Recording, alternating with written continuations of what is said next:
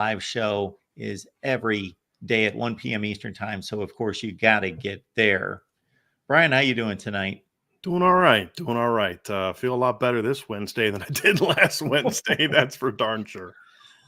Well, I know you felt confident. And of course, Purdue's not a great football team, but still, you sized it up this way. Purdue's a tough football team. They're a physically strong football team in a lot of components, but they're not an athletically gifted team for the most part. And wow, we saw that on about the third or fourth play of the game in particular. And then it just didn't stop.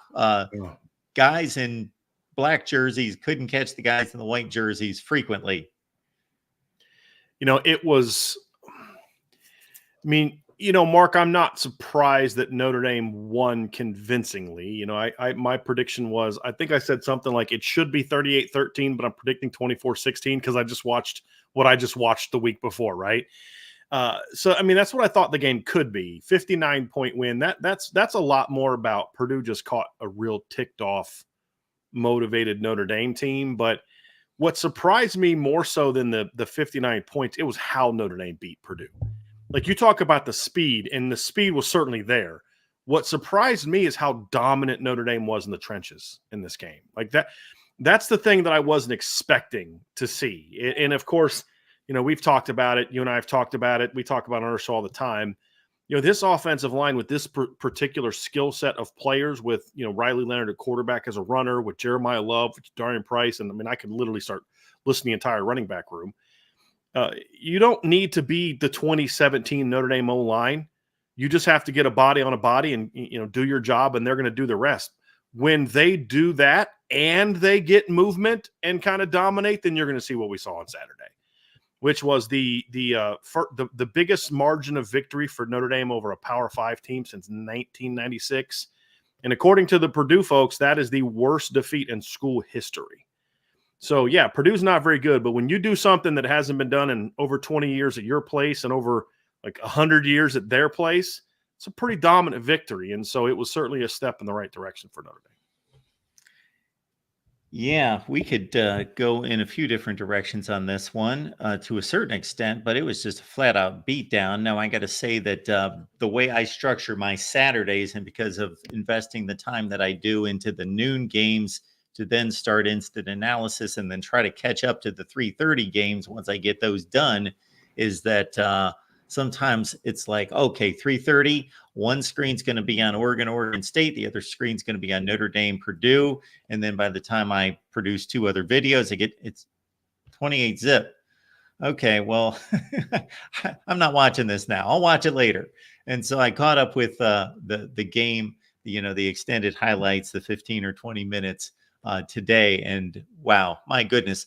The other thing that comes to mind besides the physical domination, both from a strength standpoint and the speed standpoint, was, poor Hudson Card just being engulfed in pass rush from the very first series, just having a futile time trying to just find guys open and not having time. And he's a mobile guy, but he's not mobile to get away from three future NFL players that were typically chasing him at any one given time. I actually thought Hudson Card early on played well when he was given the opportunity to do so. I think second play of the game, they beat Benjamin Morrison on a slant route for an 18-yard gain. I think 2 drives later, he completes a 21-yard pass. They had a nice kind of rollout, found the tight end over the top for a 12-yard gain. I think it was on the second drive that got called back from a hold. The problem that he had was number one, there weren't very many guys open very often. When they were, he did a nice job of finding them. But when you're talking about going against one of the best secondaries in college football and you don't have time to throw, kid didn't have much of a chance. But he competed. But do you know they left him in the entire game?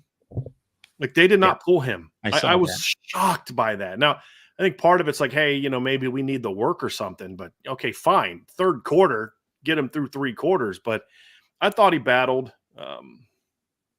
He just didn't have much help on Saturday. And like I said, I think it was just this was not the week to play Notre Dame. if you're Purdue. It just was. It's like, could we have played him last week maybe before they got ticked off? But I actually thought Hudson battled early on. He just didn't have a lot of help. And you saw that too, Mark. Is they have a big receivers, but they're kind of slow.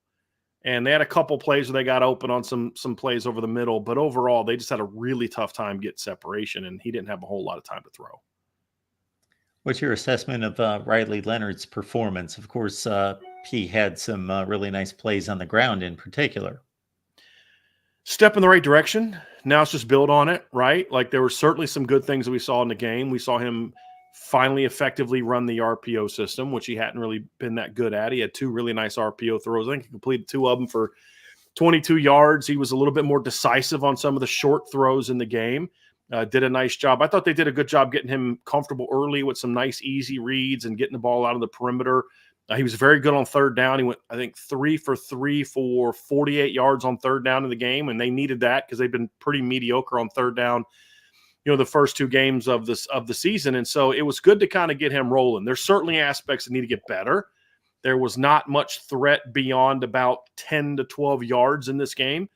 So that's going to have to obviously improve. They didn't really need it for this game, Mark, so it's more of a big picture, long term. You'd like to have some more success in that part of the field. They didn't really need it in against Purdue, but you're talking about a guy that was on pace. You see the numbers there, Mark. I mean, he played 2 quarters. So let's just say he would have played 4 quarters and stayed on that same level of projection. He'd have thrown for 224 yards and rushed for 200 yards and had 6 touchdowns. That's a pretty good day's work. Now it's about, okay, you got your confidence back. You were smiling. You're having fun, doing well in the run game. I think he had 8 carries for 81 yards on designed runs. The other 3 carries in what would be 19 yards were on scrambles. Now it's about, okay, build on that, right? You'd got some confidence, continue to be more accurate, continue to be more decisive. Now be more decisive throwing the ball down the field. Now be more accurate throwing the ball down the field. That's going to be that next step for him. But this was a good step in the right direction. So with Steve Angeli seeing some significant time, is there anything you learned about him? Anything that was confirmed or otherwise? No, Steve is who he is. He's a good kid. He's a tough kid. He throws a nice deep ball.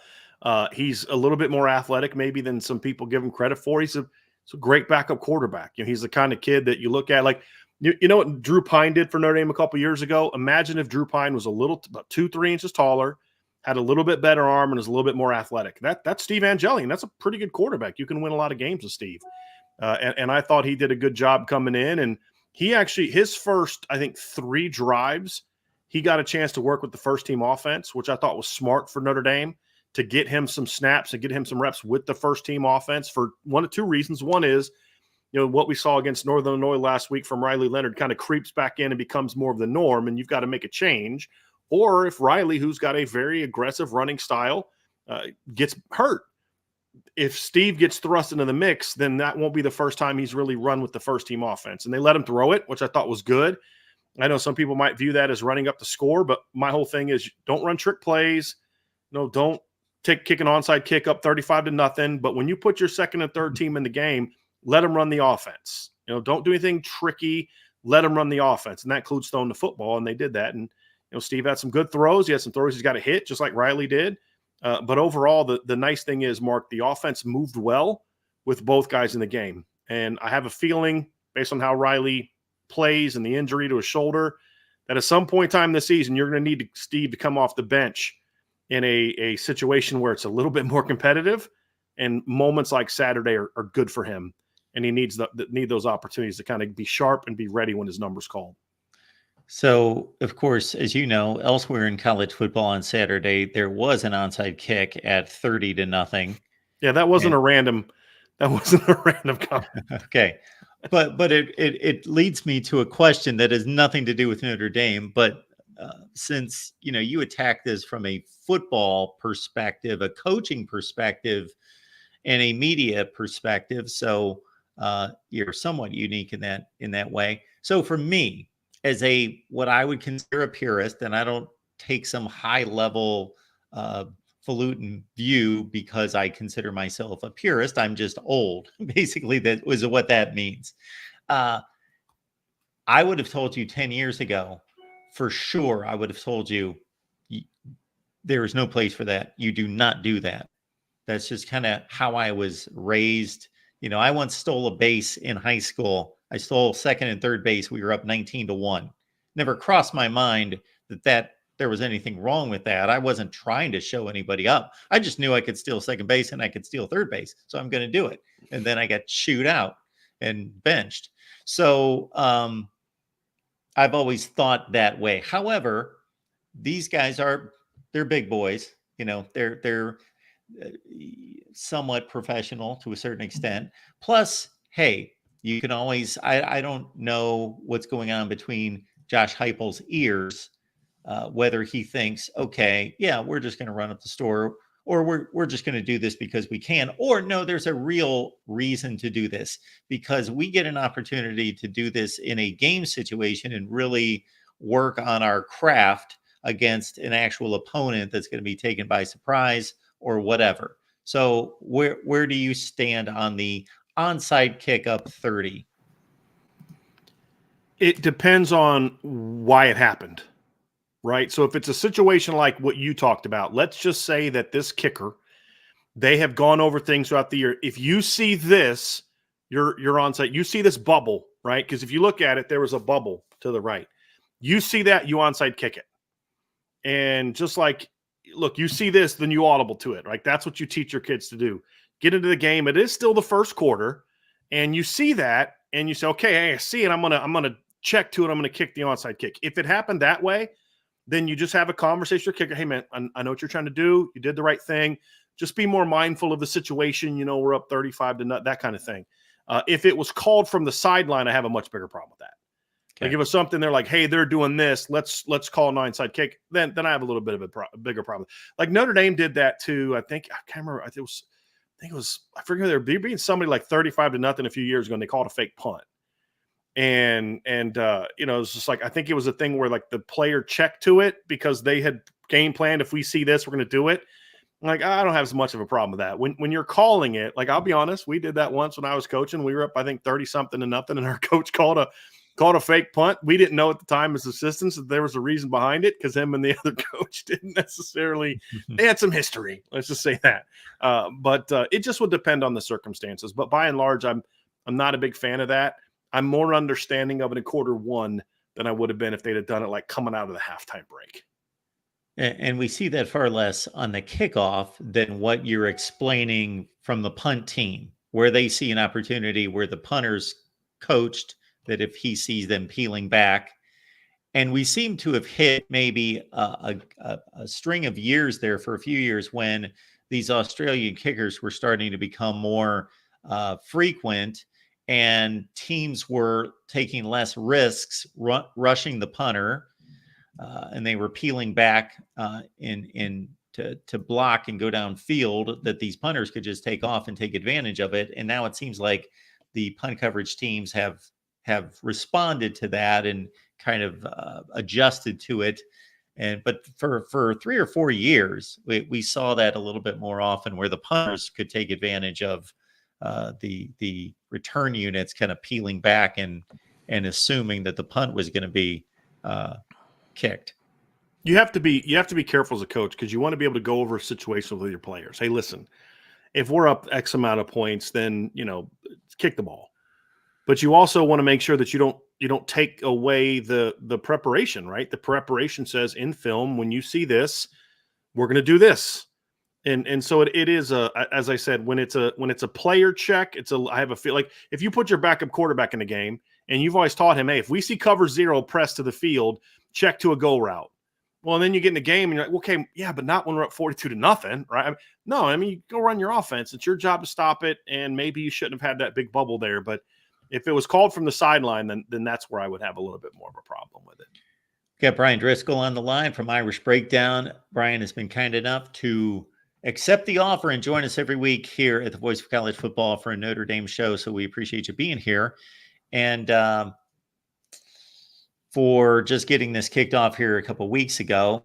It's good that we get a couple thousand views on this, but we would love to get more, of course, but we would love to get more live viewers. So certainly bring in a friend or 2 or 50 with you and work some of those back channels. Not everyone knows We are here every Wednesday night. So we are blasting it out on social media, but need your help as well. So let everyone know that we are here talking to Brian every Wednesday at 8 p.m. Eastern time. As I look at the players and I kind of picked around at offense and defense, are there any guys, have you seen enough? And ironically, Notre Dame's lost to the 1G5 and beaten the 2 Power 5s. But any players, have you seen enough that you're getting a more positive read on, or negative read of being a slightly different player than what you expected, a different level contributor? Better than expected. The only thing we talked about this a little bit on our show today. I expected the running backs to be outstanding. I mean, we said all offseason, like, look, this is going to be one of the best running back rooms in college football. They're a little bit ahead of schedule, though. I will say that. But they're the style of players I thought they would be. When you talk about, on the defensive side of the ball, Jordan Clark's been a little bit better so far early in the season than I thought he would be, the kid from Arizona State. He's Notre Dame starting nickelback. Defensive line-wise, I've been a little bit disappointed in the play of their 2 veteran defensive tackles and transfer RJ Oben. They have not played up to their potential, but we're seeing some young guys really break out. What's interesting, Mark, is if you go back and look at the Northern Illinois game, outside of Xavier Watts, most of the guys on defense that were making plays for Notre Dame were younger guys. It was sophomores and redshirt sophomores and freshmen. And it was the veterans that were disappointing in that game. So it was good to see some of those veterans like Jack Kaiser and a couple guys come out and play well. But I don't know that when they're locked in and motivated, if anybody is necessarily better than I thought. It just was, you just can't have those games like we talked about last week where you just come out and you're just not locked in. Like if Notre Dame plays the rest of the year like they did on Saturday, they're going to beat a lot of teams. They're going to beat a lot of teams by a lot. But what we've come to see in Marcus Freeman's tenure so far is that you don't always know what version of Notre Dame you're going to get. Because you could argue you've seen 3 different versions of Notre Dame this year. You saw a really good top 10 to 15 type of Notre Dame that can go on the road and grind out a tough late win over another top 25 team, which is a very good football team. You saw a football team the next week that's maybe a borderline top 50 team, right? That can't do much offensively. Pretty good defense, but can't do a whole lot offensively. Special teams are just kind of mediocre. And then you saw a team on Saturday that can come out against a Power 5 team on the road and almost hang half 100 on them in the first half. You know what I mean? Like, that's a really good team that can beat a lot of people. What version are you going to get from week to week? Hopefully you get something in between what you saw Saturday and then what you saw against Texas A&M the rest of the way. And then we can look back and say, well, that Northern Illinois game was an anomaly. Unfortunately, in Marcus Freeman's tenure, games like that haven't been anomalies. We've seen at least one of those a year. Now you just hope that it's just that one and Notre Dame can handle some business moving forward. It's your day, but you also know that you've got some kind of talent advantage when you're trying to wind it down to run out the clock in the first half, and you're just handing the ball off, and bam, what was it? Price went for about 60, 65. Yeah, it was 70. It was funny. I'm pretty good. I've been doing this since started covering the team in person in 2010. I took a couple years off to get back into coaching, and then that wasn't for me anymore, and got back in it. So this is about my 11th or 12th year doing this, and I've been very good about not showing emotion in the press box. You're not supposed to cheer, you're not supposed to. But I couldn't help but I laughed for a good 30 seconds after that play, because it's just like you're watching this team completely annihilate Purdue. I mean, just completely destroy them, and everything is working. They throw a deep pass, Riley Leonard completes the ball outside. Jaden Greathouse catches it, and you're like, oh, hey, they're going to put another one on the board. And then holding, and you're like, okay, they're just going to, I think it was like, 30 seconds left. They're just going to run the clock out. And then Jadarian Price just kind of makes that one defensive lineman miss. And as soon as he got in space, I was like, uh-oh, because that's what this running back room has been so far. If they get to the second level, it's over. I don't know that I have yet to see a team tackle either one of them without help from the sideline when they get in space so far this year. I mean, if you think about it, Jadarian Price had the 37-yard run against Texas A&M that was called back by hold. The very next play, Jeremiah Love goes for 29. And then you obviously had the 47-yard touchdown run. You had Jeremiah Love with the 2 back-to-back 20-yard runs. There were a couple plays away that put that game away. You saw last week Jeremiah Love got in space twice, and both times were big plays. It's like you either better stop them at the line or they might go.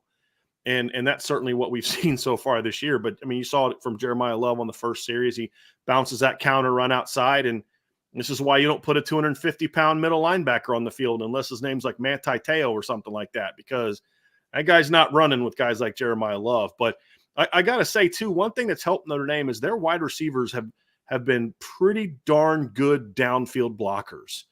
And I broke down on an all-22 film breakdown where if you go back and look at that first touchdown, for example, if Bo Collins just stalk blocks the guy, it's about a 25, 30-yard gain. And maybe 20-yard gain, because he'd have had to cut back, and I think you'd have had that linebacker would have had a shot to trip him up. But Bo Collins actually drove the corner into the sideline, like into his bench. And Jeremiah was able to stay right up the sideline and out. And if he can just get on a straight path, you're not going to catch him. So it is kind of funny to watch, but you're just like, they're literally just, I mean, this you just don't expect this. You expect to see a game like this against Tennessee State last year or New Mexico a couple years ago. But you don't expect this kind of performance against a Big Ten opponent. One who I actually kind of had respect for coming in the game, whose entire defensive philosophy is geared around stopping the run. And they're a traditional 3-4 defense with big dudes everywhere. The whole thing they're supposed to be is shutting down the run. And couldn't do it. Because what's wild is I broke down the numbers in the first half. If you take out that run, they still average 9.5 yards per carry. Not on scrambles, on designed runs. They average 9.5 yards per carry if you take out the 70-yard touchdown run. It was impressive. No doubt. Brian, you'll have to tell me what to do with this comment. So I appreciate the comment there. Best in the business. Extremely. See, I don't know if I acknowledge the second part of that. Does that keep me in the extremely humble category? If I, of course, yeah. Humble is a thing where you are that you're just kind of that way, right? It doesn't mean you don't say thank you if somebody says something like that to you. It does, it's nothing wrong with that. I used to work with Lou Samoji, who I don't know if you ever had a chance to meet Lou, but Lou is the truly the best at what he did. He was a tremendous Notre Dame historian, tremendous writer, and just a great guy. But the most legitimately humble person you'll meet. Like, people would come up to him at games and say, Lou, and they talk about, I mean, I grew up reading Lou when I was a kid for Blue and Gold Illustrated. And he would blush. He would be like, I don't know why people do that. Like, and he meant that. He's like, he just didn't understand why he was so beloved. So now that's humility, right? Where he was that way, but of course you're that way as well. Not to that degree. So I do appreciate that. But our guy Blyberg also is making this comp. Brandon Wimbush. I haven't heard that name in a long time. Come the Louisville game will once again be exposed. Riley Leonard, Brandon Wimbush. I have no desire to respond to his comments. Okay. I'm not necessarily aware there.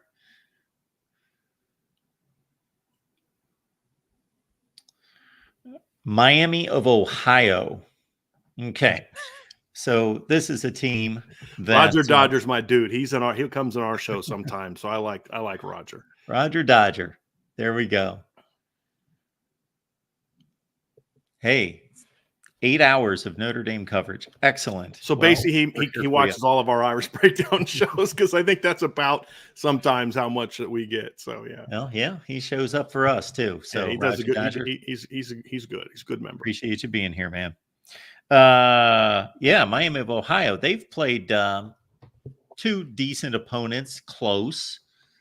Northwestern, a rock fight, 13-6. And then the Cincinnati game last week at 27-16. They've got no run game. I was looking at the numbers on those two games. Yeah. My goodness, nothing there. Brett Gabbard has to put it up quite a bit, puts up some impressive numbers, but they're numbers. They're not necessarily going to be effective when you've got no balance in the offense. So what have you seen from the Red Hawks? They lost a lot from last year. I mean, they really did. They have some good players coming back, though. I mean, that's the thing, is like, this is not a team that you can – I'll put it to you like this. If they show up and play with the same Notre Dame I'm referring to, with the same lack of fire, the same lack of drive, the just same lack of focus they did against Northern Illinois, this will be a competitive game, because you've got a 60-year start. I use this analogy, Marcus. You'll appreciate this. Do you know that there's a 2-year crossover from when Blaine when Brett Gabbert was a starting quarterback in college and Ian Book was a starting quarterback in college, 19 and 20. He's a sixth-year senior that's actually been a starter since going back to 2019. Obviously had the COVID year, and then he had an injury year 2 years ago where he was able to preserve a season of eligibility. This kid with 8,400 passing yards, 61 career passing touchdowns. I think he's got 400 or 500 career rushing yards. Smart kid. Doesn't have like the biggest arm, but he's smart. He throws with good timing. He's pretty accurate. He's got two pretty good receivers that he's working with this year too, Reggie Virgil and Cade McDonald. The McDonald kid is really – he's the kid that kind of keeps you up at nights a little bit when you're a defensive coordinator. Like, you can't let that guy beat you. And if they can shut him down, then they're going to have struggle. Because as you mentioned, Mark, they have zero running threat. And if you're Miami of Ohio, that might keep you in the Northwestern game for a while. It might keep you in the Cincinnati game for a while. But you're playing one of the best pass defenses in college football now. And it's a little bit of a different animal when you're going against Notre Dame. The key is going to be can their defense, which has got one of the better edge rushers. Notre Dame faces a lot of good edge rushers this year, but Brian Ugwo is one of the better ones they're going to face. He was on my preseason all-opponent team, second team. They have a linebacker, Matt Salopek, who was on my second team all-opponent team this year as well. Ty Wise is a middle linebacker that had 8 sacks last year. So they've actually got some pretty solid players in the front seven. The key is going to be, can they force Notre Dame to some turnovers that give their offense short fields? That's about the only chance they're going to have to win, because they just don't have that ability to go right at Notre Dame. Because like Northern Illinois was able to exploit what so far this season has not been a strength for Notre Dame, which is shutting down the run. They're a very good running team with one of the best running backs that Notre Dame is going to face. He was Antonio Brown was on my second team all-opponent team over the summer. They don't have that at Miami, Ohio. Sorry. So it's like their strength is going right into the teeth of Notre Dame's strength. And that's why this matchup doesn't favor them as much as the Northern Illinois matchup favored Notre Dame, because they don't do what you can do against Notre Dame. Hopefully what they did run game last week against Purdue is a sign of things to come. But it's just not a good matchup for Miami of Ohio. And they just, like Northern Illinois had like 19 starters coming back and backups who'd been in the program for 3-4 years. This is kind of a newer look Miami team in a lot of spots because they lost kids to graduation. They lost kids to the portal. They were not able to reload the way that Northern Illinois was last season. And Chuck Martin's been there for 11 years. So does that mean that he went directly from the Notre Dame staff to this job? Yep. Okay. His last year, I think, was 2013 at Notre Dame. So he was the OC on that 2012 team. It's interesting. Chuck Martin began his career at Notre Dame as a secondary coach. And he was the D coordinator at Grand Valley State on Brian Kelly's first 2 national championship teams at Grand Valley. And he became the head coach of Grand Valley. And then when Kelly got the head job in 2010, he brought Chuck Martin with him. Chuck had always kind of wanted Coach Martin had always wanted to coach at Notre Dame. So he was there for those 4 seasons. And then he left Notre Dame after 2013 and took the Miami job. And he's been there ever since. 2 of their last 3 head coaches were former Notre Dame assistants, because Michael Haywood was their coach. In between, it was Don Treadway was in between Chuck Martin and Michael Haywood. Michael Haywood was also a former Notre Dame coach that spent some time in Miami, Ohio. Got Brian Driscoll here, of course, breaking down the Irish. Irish Breakdown is what he does, so it fits. 1 p.m. Eastern time, Monday through Friday, there on the Irish Breakdown channel right here on YouTube. Is there any issues with the health of this football team right now? Yeah, there is. I mean, you go into the season expecting to see a starting lineup that looked a lot like what you saw in the bowl game last year. There was a chance that Tosh Baker may get beat out, but you got Charles Jagasaw coming back and Pat Coogan and Ashton Craig, Billy Schrouth, Rocco Spindler coming back from injury. And then now Charles Jagasaw gets hurt the first week of fall camp, and now you've lost Ashton Craig for the season, and Billy Schrouth is out for at least the next couple of weeks. So you're now down 3 starting offensive linemen from what you've expected. Tosh Baker, who started the bowl game last year, he's been banged up. He missed the last 2 games. And you're kind of now throwing a different line together. The only good news is actually one of the guys that on our postgame show said this in our postgame show. He said Notre Dame is in a unique situation because they can lose 2 starters, and when the replacements step on the field, they're actually more experienced, because Notre Dame's backups that are now stepping in the lineup are Pat Coogan, who started 13 games last year, and then Rocco Spindler, who started 10 games last year. Well, Notre Dame only had 6 career starts coming into the season. So you're now putting in two guys that have experience, but there's a reason they also got beat out, right? Because they weren't as talented as the guys ahead of them. So you're going to need those two guys to step in. And of course, they lost Jordan Patello for the season as well. He was their best edge rusher so far this season. He had 4 tackles and a sack on Saturday and got hurt at the 8-minute mark of the second quarter. So he was having a game, and so you're going to lose him. So the line injuries are starting to mount up a little bit. But fortunately, when you're Notre Dame and you've recruited O-line as well as they have, you're not quite to the point yet where it's panic mode, right? Somebody asked that today in our Bice a Hold, is it panic time? And I was like, no, not yet, but you're getting close. You're getting close to that point in time. Brian, did you have an opinion when Chiron Moore was elevated at Michigan? Yeah, I did. I said, I'm not going to bet against him again. And I didn't think it was going to be successful, but I didn't think it was I didn't understand moving him to O-line coach because it's like the guys coach tight ends. This is Michigan, right? You can go out and get one of the best tight ends in the country. And he did a great job. So he got moved to motivated OC. I was like, I don't know if I love this hire to OC, and he was successful there. So I said, okay, I'm 0 for 2 betting against this guy. Like, I don't think it's going to work, but we'll see. And I think the unfortunate thing for Chiron Moore that he stepped into the worst possible scenario for a first-time head coach at a school like that. There were issues that Marcus Freeman had to address at Notre Dame when he replaced Brian Kelly, but you were still walking into a pretty good situation. You were the D coordinator there before. You do have some talent coming back. Your program's won 10-plus games. What was it? 4, 17, 18, 19, 20, 5 years in a row. And you had some good talent coming back. And there were some cultural issues you had to fix. But you're talking about what Chiron Moore's walking into. There's all the off-the-field stuff, all the sanction stuff. Your entire coaching staff had to get overhauled. And to make matters worse, you were absolutely ravaged by departures this offseason. And oh, by the way, after playing the soft schedule you did the year before, you're going to get things ramped up to where you've got to play USC and Michigan, both in the first month. So he was walking into a tough situation. Is he good enough to win there? I have no idea. I've got some doubts, but he was not set up for success this season. So I personally won't judge him, even though I didn't think it was a good hire. I think it's way too early for me to judge him. It's more confirmation bias than it is actually he's not the guy for the job, because it's hard for a veteran coach.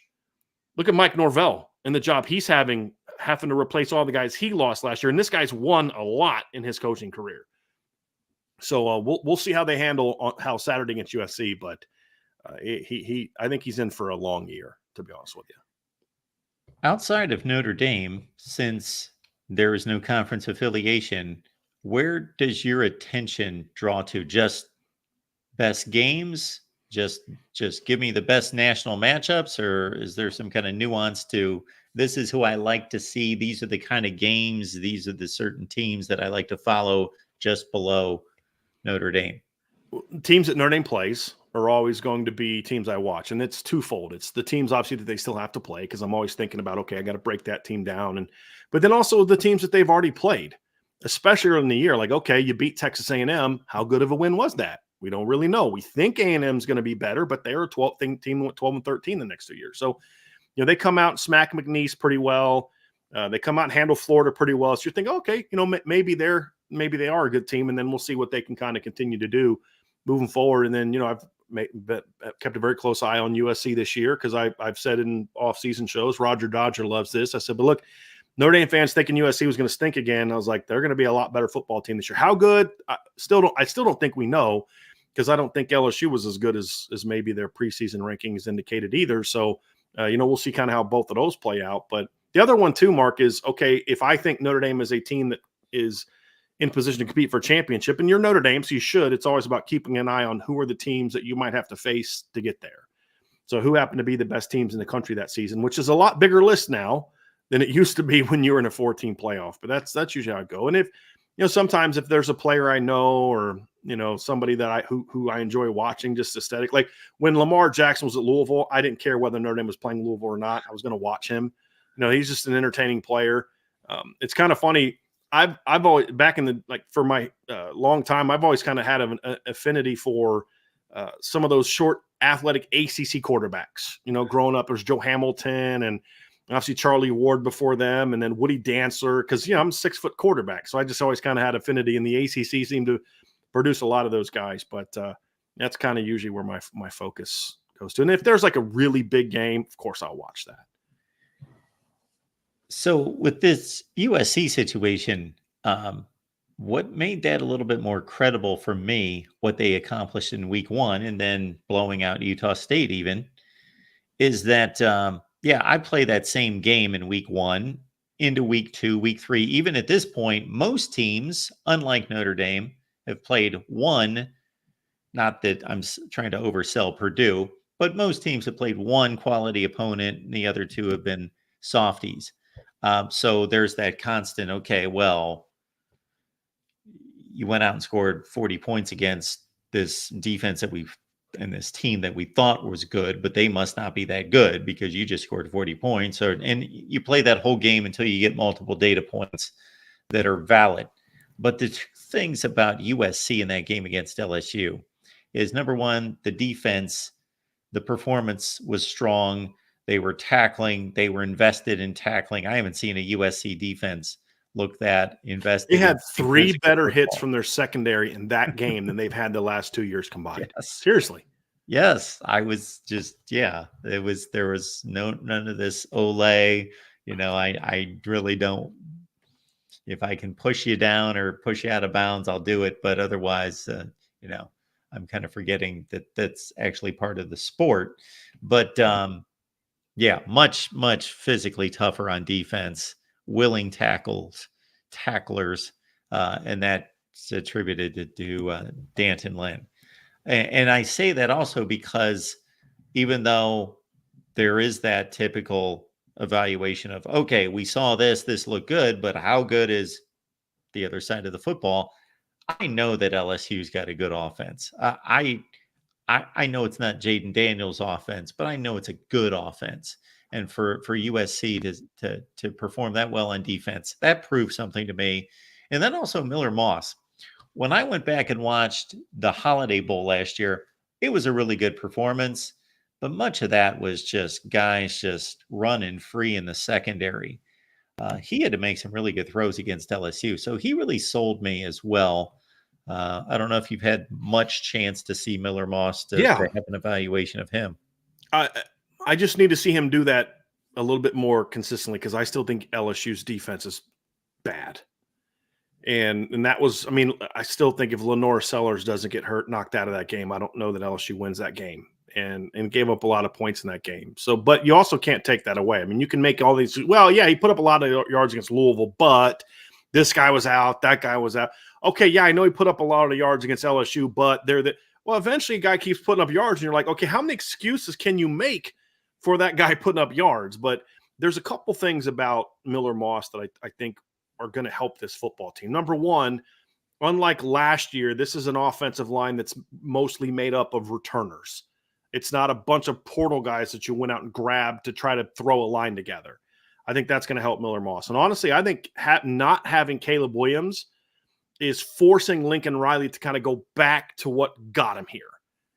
And I think when you have a talent like Caleb Williams sometimes, and I think this can be true in basketball, it can be true, it's certainly true in football, when you have a guy that's a special talent at a position like quarterback, you can kind of, maybe put a little bit too much on him.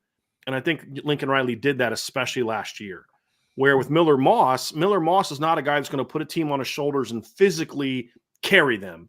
His thing is give me the offense, design stuff, teach me the reads, and I'm going to go manage this offense and get the ball where it needs to go to. And when I need to make a couple big throws, I can make a couple big throws down the field. And that's what they're doing. They're not saying, hey, we don't need you to be Caleb Williams. We don't need you to be Superman. We just need you to, when I call a play, the read, get the ball where it needs to get to. And he's got very talented receivers. So I think that's something that's helped them a ton. And I also think there's a lot less pressure on him to have to score every time than there was when Caleb Williams was there. And I'm not trying to make this a Caleb versus Miller. I'm just saying, like, the circumstances have changed because you don't have a defense now. At least you don't think you will. And look, you've played them all spring and all fall camp. You know what that defense can do, right? You know how you used to shred them in practice, and now they're making stops on you. So there's not that pressure that like Jaden Daniels had last year and like Caleb Williams had the last couple of years, where if you don't score every time, you're going to get beat. And you've got a defense now and the thing that I thought was smart about what they did defensively is they didn't go out and get the big name portal guys. They just got good college football players, Kamari Ramsey, Achille Arnold, the linebacker from Morgan State, whose last name I just butcher every time. They went out and got a kid from Vanderbilt, the right kid from Vanderbilt, John Humphrey at cornerback. They just went out and got good football players that know his system. He brought 2 UCLA guys with him, and Kamari Ramsey and John Humphrey, to kind of help the other guys learn the system. He just went out and got good football players, and they didn't go out and get the big name guys and the guys you got to pay millions of dollars to that are just kind of here because it's LA. They went out and got good football players, like good college football players. And I think that's helped with the attitude a little bit more, where it's like, hey, I'm here this is my last chance to go be competitive and go compete and play. And there's a natural, when you have a coach that knows what he's doing and you've got guys that have played for him before that will vouch for him, it's a lot easier to buy in. And what you've seen so far from USC is a complete buy-in from that defensive unit. And the results are what they're, because the other thing too is, you saw what happens when a coach actually makes adjustments. Imagine that, right? I don't know the last time I've seen a USC defense make adjustments. They were having a hard time with Chiron Lacey early in that game. When I was watching an LSU show after, they're like, I don't know why they stopped throwing to Chiron Lacey. Like LSU's coaches went in halftime and said, okay, Chiron's got enough stats. Let's not throw to him anymore. Let's get somebody else. No, USC made adjustments and made it harder to get Chiron Lacey the football. And that's something that you look at and say, well, this you've got to bring it to beat this USC team. Now, I still don't know that their talent is like elite to where they can, win all their games. But, I said, look, this is going to be at least a 9-3 football team this year. And they've certainly shown that they have the potential to be that. Yeah, and so they pick off LSU, and then 2 weeks later, they've got a Michigan team that's not what people thought it was going to be. So I think most people would have had them at 1-2 after 3 weeks. I have a question. Did. No. I have a question. Okay. I got you. What did you think Michigan was going to be this year? I picked Michigan to go 9-3. Okay. Meaning that I was, and maybe this is just my nature to play the probabilities, which were the crazy Michigan fans saying, hey, we built this culture. It's amazing. We're bringing back this NFL defense, even though we lost X, Y, and Z. This is who we are now. We just win championships now. Versus J.J. McCarthy, 13 NFL players, Jim Harbaugh, Jess Minter, Mike Elston, your DB. I mean, you lost almost the entire secondary. I maybe for different reasons, when Chiron Moore was elevated, I made the comment, I wouldn't have done that. I wouldn't have chosen him. However, I was not predicting, and so I'm not going to state it now. Oh, I was predicting failure. I did not predict failure. I said, I have no idea how he's going to do.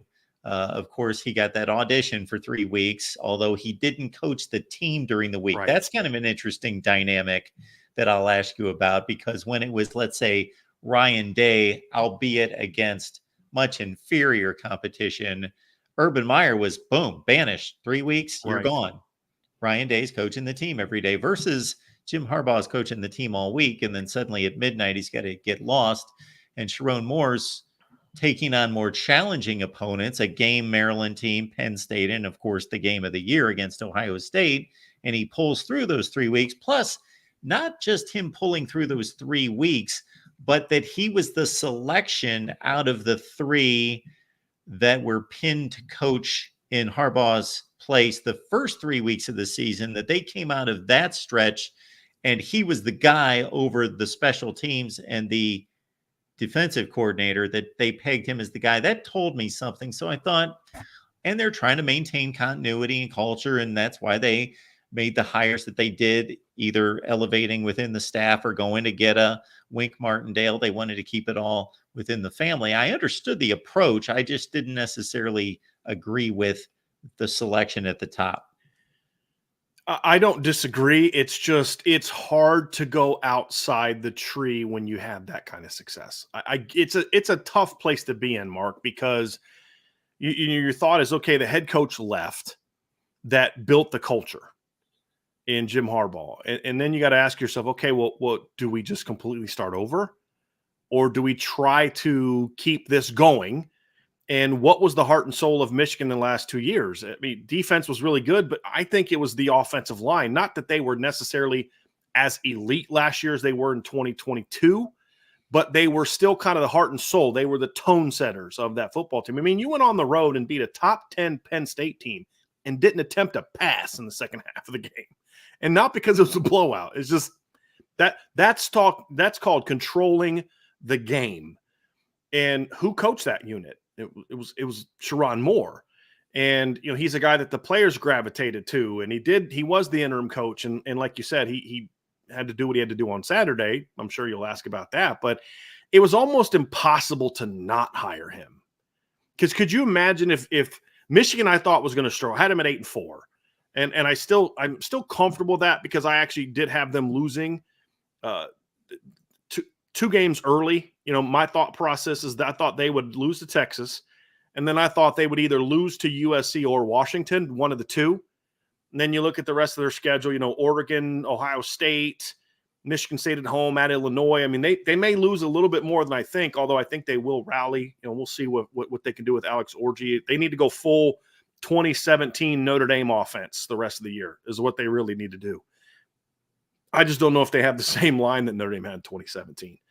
But you knew it was going to be a struggle. What if you go outside the system and that coach comes in and he's having the same issues that Chiron Moore is, because your roster was just ravaged this offseason? Then you're done. You as an AD, you're done, because you went outside the system and it failed. You're done. If you go inside the system and it doesn't work, it's like, okay, we tried, but just didn't work out. And so it's a tough spot to be in. If they would have lost the title game, you'd have been a lot more, or even to Alabama, you'd have had a lot more sympathy if he was going to go outside the family, so to speak. But once you won that title, it was just kind of like, okay, now what do you do? You kind of have no choice.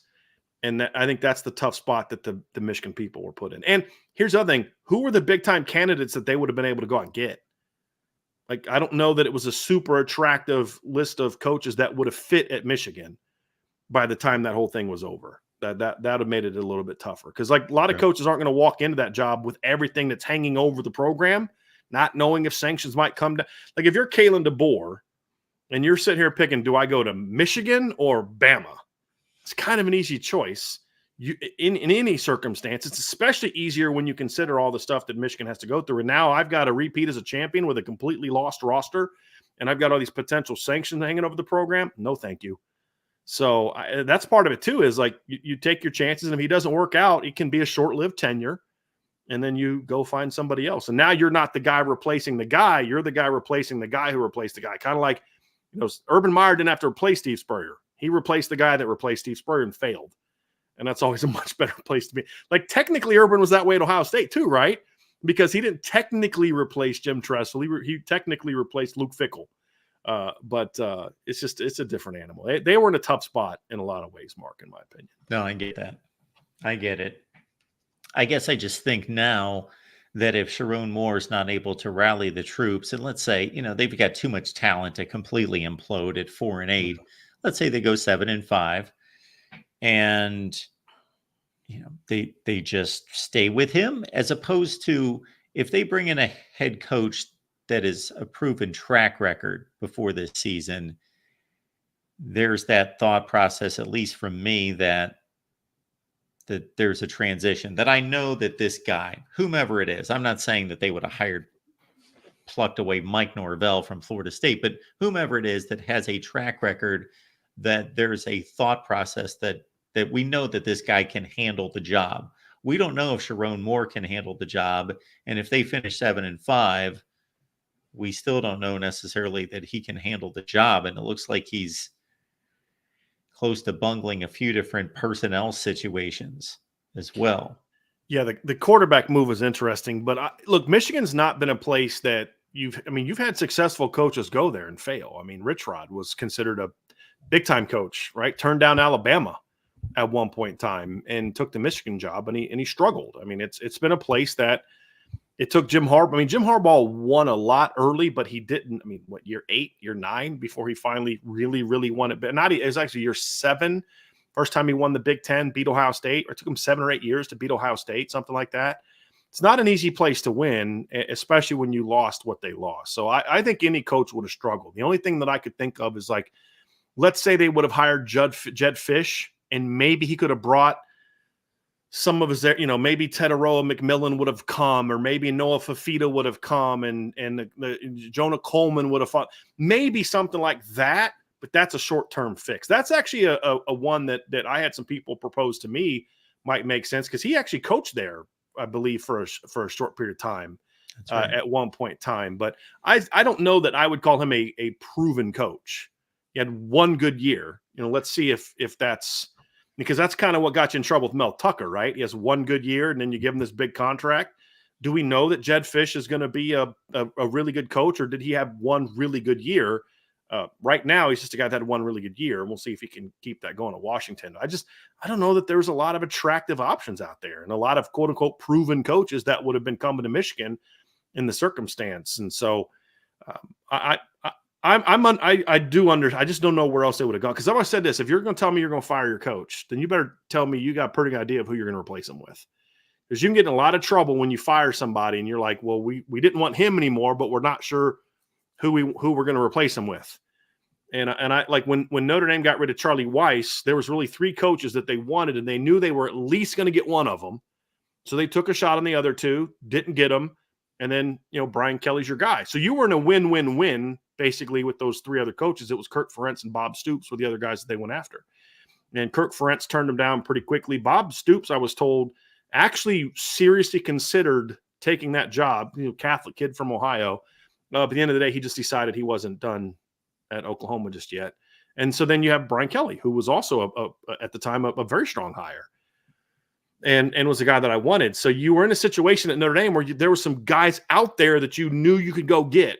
I don't know that Michigan was in that situation last year, to be honest with you. And winning actually, I think, made it harder to attract that kind of coach, because Michigan's not a program like USC and Alabama, and not USC, but Alabama and Georgia and teams like that, where you're just going to be able to reload the way that they do. It's a different situation. Did you ever hear why Kirk Ferentz turned down the job? Just no interest in leaving Iowa. Yeah. He's been pursued a lot more than people think for head coaching jobs over the years. He likes where he's at. It's more, I think Kirk Ferentz is one of those guys that has a very high level of self-awareness about everything that doesn't involve his son. And I don't mean that disrespectfully, because I think a lot of people are that way. Yeah. Where he realizes, like, look, my style works here. I'm happy here. I'm making good money here. We win. If we need a couple years to rebuild, I'm going to get that grace to do that. This is a guy that had coached in the NFL. He understands what cutthroat football is all about. He understands that places like this are that.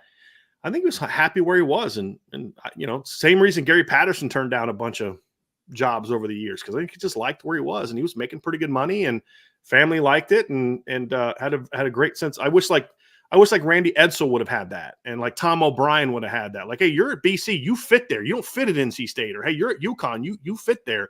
You don't fit at Maryland. And that's why you see some of these coaches take jobs like, I don't know how that's going to go, and then it doesn't go well, and now all of a sudden, you're not as attractive as a coach anymore. And Randy Edsall's never recovered from that. Neither did Tom O'Brien. And I think Kirk Ferentz is smart enough to realize I'm at the perfect place for me.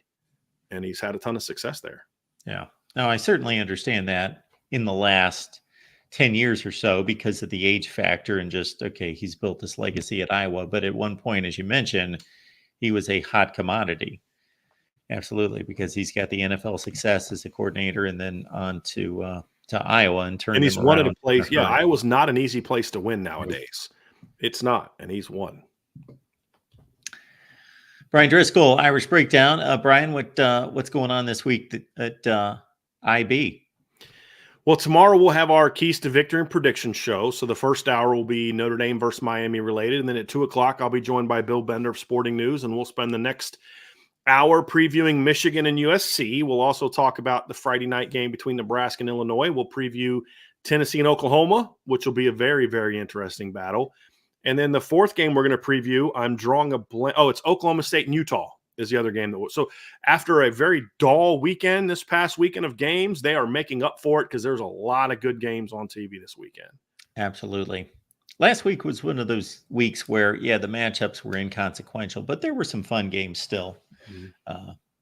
College football usually delivers. All right, Brian. appreciate you making this work for us each week, and you enjoy the game on Saturday. Thanks, Mark.